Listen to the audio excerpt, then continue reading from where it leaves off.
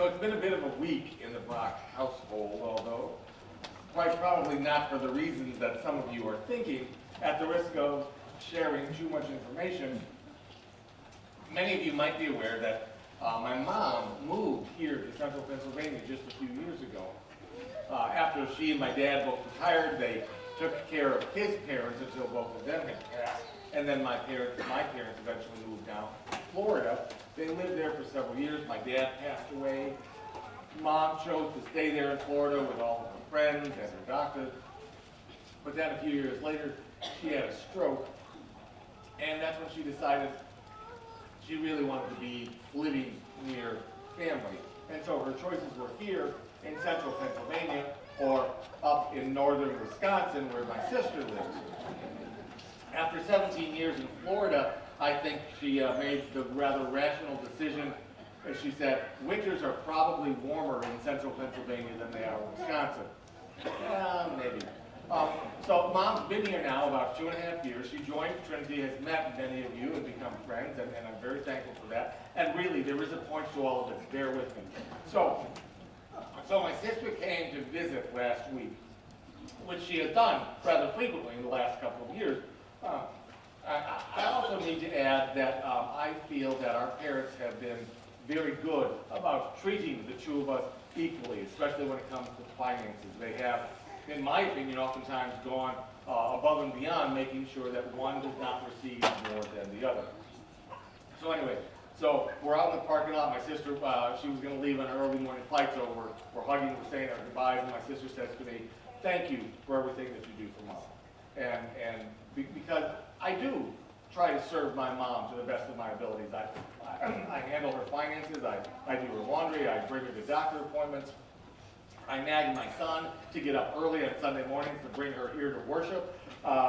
We go out to eat just about any time that she wants to. I try to get over to her apartment several times during the week, and on those days that I don't get over there, I try to remember to give her a phone call just to see how her day's going. And I'm not saying that to give myself accolades. I'm just saying, this is what I do to try to serve my mom. So my sister says to me, "Thank you for everything that you do for Mom."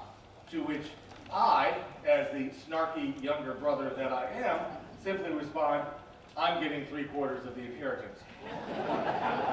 Now, that's a real long build-up to our 2 Thessalonians lesson, but I do think they tie together as Paul is talking about service. You see, the folks there in Thessalonica, like all believers, are waiting for Jesus to return. Not only in the first century, but even today, we're waiting for Jesus to come back, to gather us together, bring us to heaven. That whole idea goes by the Greek word parousia. See, you learned something here. Parousia, you can go around saying, "Oh yes, I'm waiting for the parousia." You'll sound really stiff. But we're waiting for Jesus to return, except that the people in Thessalonica expected it to happen soon, like by the end of the year soon, like before the end of the month soon, like before lunch soon. Because a lot of these believers had been alive when Jesus had been killed. And so they all pretty much assumed that he was going to come back in their lifetime. And when they remembered the things that Jesus had said, like what we heard in Luke's gospel reading this morning, and they were looking around them at all of the stuff that was going on in their world, they were getting excited because they thought that the things that were going on were fulfillment of what Jesus had said. So they were expectant. They were waiting for Jesus to be here right now. And that attitude got so pervasive throughout the congregation there in Thessalonica that people quit their jobs. They stopped their normal, everyday activities and simply sat around waiting. They stopped doing things like paying the bills or doing laundry or going to their jobs and earning a wage. Because who needs money because Jesus is coming back? They were waiting. They were waiting for Jesus to return, waiting for Jesus to bring them joy and peace. Maybe they were waiting to sit around playing harps. We don't know for sure. But while they waited with no jobs, not doing anything to help others, they did what a lot of us humans are prone to do, which is goof off, gossip, not be helpful. And perhaps worse, they started depending upon the fewer and fewer believers who actually were still working, those who were still bringing in a wage, earning money to pay for food, clothing, housing. So Paul feels he has to do some joke slapping. Knock it off, Paul says. You didn't learn this from us. Get your acts together and at the very least support yourself. All right, that's the Brock paraphrase. Other translations may actually vary. But for Paul, if you are able, then you are called. For Paul, if you have the ability, then you have the duty. Now, we do know that not all of us are good at everything. Each of us has been gifted in a different manner. What I understand Paul to mean here is that if you're able to serve the Lord in whatever capacity that you are talented in, then that's what the Lord is calling you to do. Conversely, if you have a talent and or ability and aren't doing anything, or worse, sitting around purposefully not serving, then seriously? You call yourself a believer, yet you're sitting around idling, chatting, not doing anything to help yourself, or worse, to not help those who are in need? Paul said, anyone unwilling to work should not eat.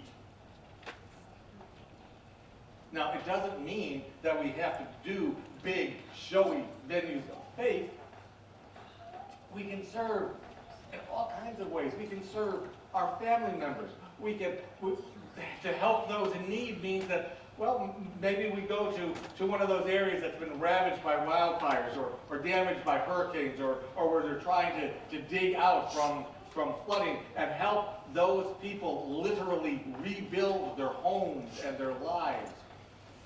It can also mean maybe we go to those areas and just help provide meals for folks or give child care while others more capable are doing the actual physical rebuilding.